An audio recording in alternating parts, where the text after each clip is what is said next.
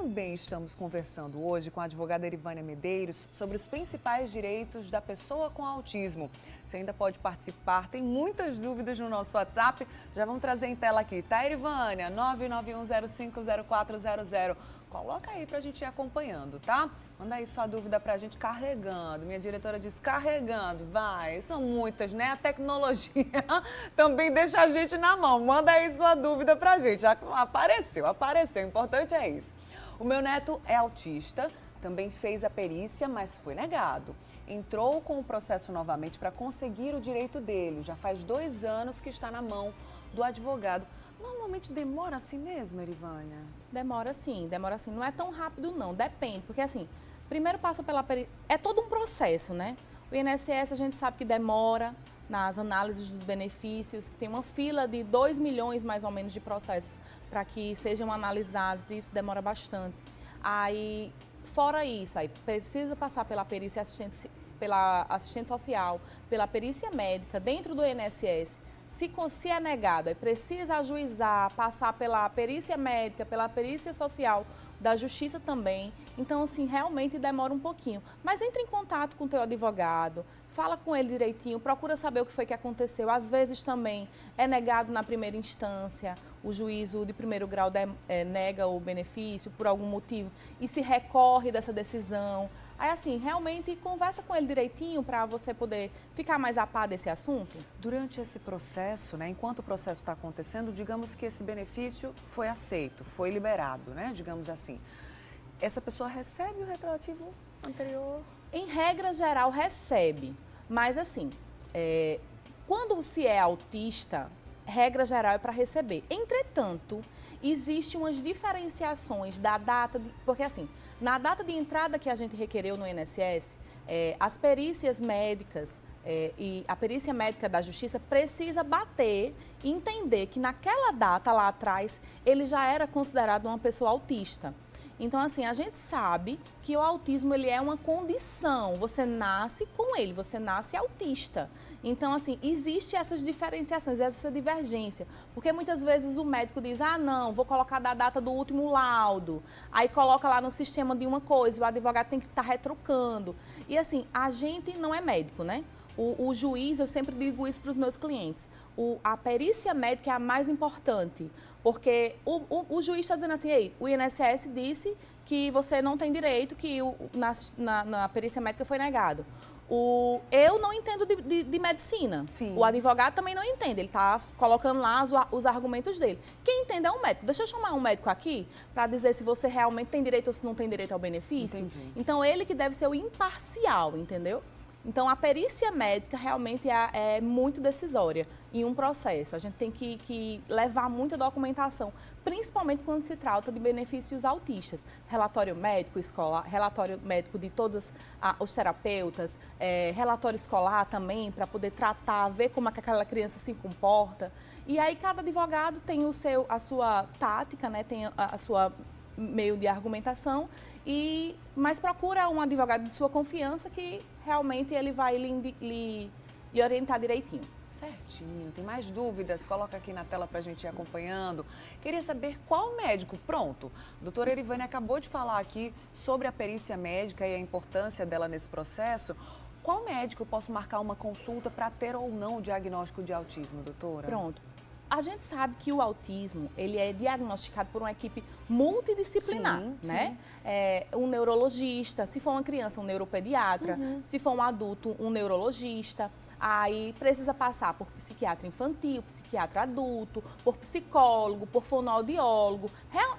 Realmente é uma equipe multidisciplinar. Então, você não consegue ir uma vez ao médico e ter aquele diagnóstico, entendeu? Então, assim, você realmente precisa ter um acompanhamento para conseguir esse diagnóstico. Aí você vai levando, principalmente, uma coisa que é extremamente importante, que até a gente estava conversando ontem sobre isso, é que as mães que são as cuidadoras, elas geralmente identificam pontos na criança. Eita, eu estou vendo que minha criança, ela gosta de enfileirar, eu estou vendo que ela gosta de ter uma seletividade ou uma coisa ou outra. Então, essa conversa com o neuropediatra, com o neurologista, com as fonoaudiólogas, com o psicólogo. É muito importante que você se atente ao que você realmente está respondendo ali, porque existem os critérios de diagnóstico do autismo. Certinho. Mais dúvidas aqui no nosso WhatsApp. Vamos nessa. Já coloca aqui para a gente agilizar e atender o máximo possível. O benefício da minha filha negou no INSS e na Perícia Federal.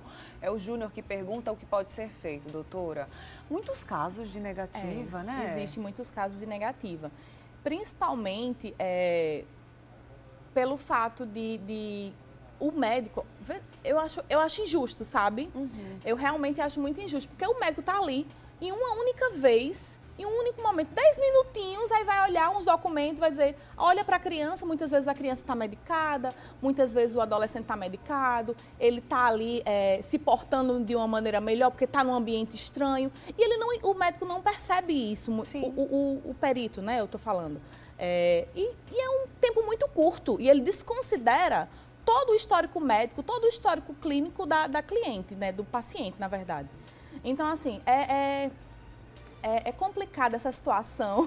Verdade. Mas o que eu te indico procura um advogado novamente, vê o que você pode fazer, vê se existe a possibilidade de dar realmente uma nova entrada, com nova documentação, no próprio INSS. Não sei por que foi indeferido, se foi pelo critério da renda, se foi realmente pelo critério da doença, então assim, da incapacidade, na verdade. Então assim, realmente tem que reanalisar esse caso. Certinho. Vamos nessa. Mais uma dúvida, mais uma tela aqui no Zap do Mulher Demais. Bom dia. Quem recebe benefício do INSS tem direito a BPC Loas? É uma pergunta bem genérica, né? Mas digamos que alguém da família receba já algum benefício do INSS, tem uma criança, um jovem autista em casa, pode acumular benefícios? É isso, doutora? Eu acho que o que ele está perguntando é o seguinte, por exemplo, ele recebe um benefício do INSS. E a pessoa que recebe o benefício do INSS não pode receber o BPC Loas, certo? Tá? Por quê? Porque o BPC Loas é para pessoas carentes, para pessoas que vivem em situação de miserabilidade. Então, assim, se você é autista e recebe o benefício do INSS, você não tem direito a receber o BPC Loas, certo? Se recebe uma pensão, uma aposentadoria, não sei o que cabe, né? Mas aí, vamos supor que... essa pessoa receba, por exemplo, uma pensão que ela é rateada. O pai tinha um filho, vários filhos e faleceu e deixou uma pensão para todos os filhos. Então, ele recebe um rateio, né, daquela pensão.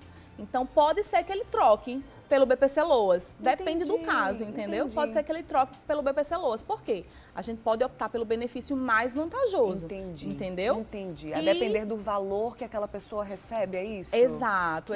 E também, se uma pessoa no grupo familiar recebe o BPC Loas, não é impeditivo para que uma nova pessoa, no caso, a pessoa autista, receba um outro benefício, tá certo? Não é impeditivo, mas a gente tem que analisar os critérios da renda do grupo geral, mas não é impeditivo. Muito bem, a gente ficou com várias perguntas ainda no nosso WhatsApp. Dá tempo de mais uma? Coloca aí pra gente colocar, para a doutora Erivânia responder para nós. Amando a reportagem desde ontem, pois tenho uma filha de 12 anos, já passei pela perícia 2 vezes, até agora sem nenhuma resposta.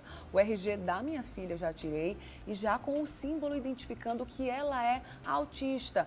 Sobre essa questão aí do documento de identificação, ainda com mais esse critério, né? Sinalizando que essa pessoa está no espectro autista, né, doutora? Isso interfere também na hora de requerer o benefício? Não, isso não interfere, porque assim, uma pessoa autista, ela pode vir a conseguir trabalhar, viver em sociedade com seus pares, não em maneira de igualdade, mas ela consegue, existe a questão dos níveis, né, que se fala de níveis de suporte. Então, assim, existe um autista que é mais leve, existe um autista mais moderado, grave.